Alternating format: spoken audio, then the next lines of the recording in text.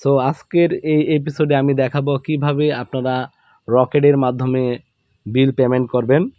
তো এই ভিডিওতে সম্পূর্ণ দেখাবো, আপনারা অবশ্যই ধৈর্য সহকারে দেখবেন। তো চলুন ভিডিওটি শুরু করা যাক।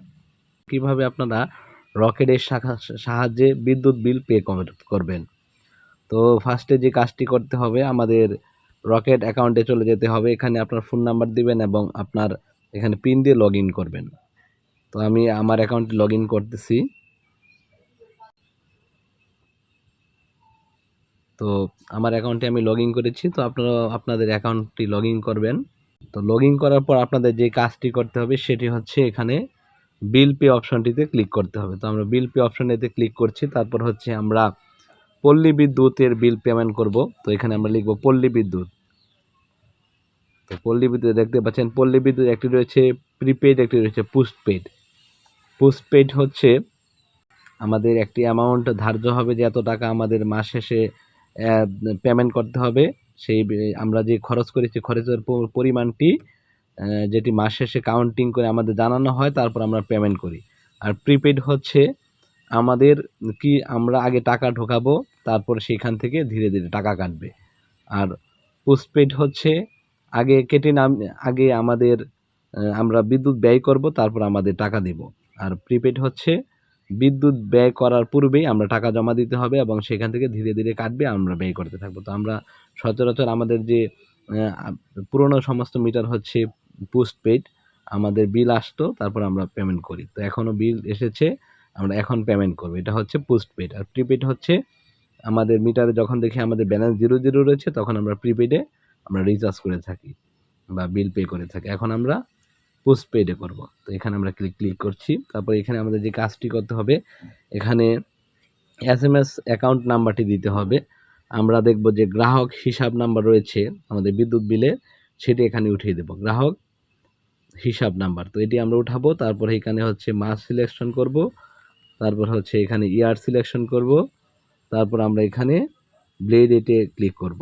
জাস্ট আমি এখানে আমার গ্রাহক হিসাব নাম্বারটি দিয়ে দিচ্ছি, যেটাকে SMS অ্যাকাউন্ট নাম্বার বলা হয়, customer account SMS account number.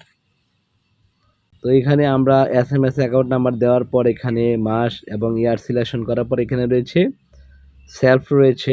যদি আপনার নিজের হয় সেই ক্ষেত্রে সেলফ দিয়ে আপনার ফোন নাম্বারটি দিয়ে দিতে পারেন, অথবা আদার্স দিয়ে যদি অন্য কারোটি পেমেন্ট করে থাকেন সেক্ষেত্রে আদার দিয়ে এখানে তার ফোন নাম্বারটি এবং তার নামটি আপনারা লিখে দিতে পারেন চাইলে।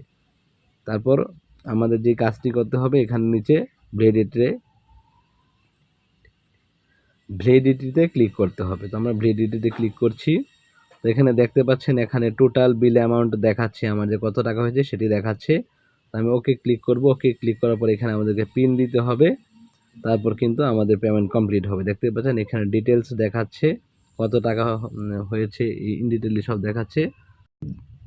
This in the my bill list for future payment. তো এখানে ফিউচার পেমেন্টের জন্য লিস্টেড থাকবে আর কি।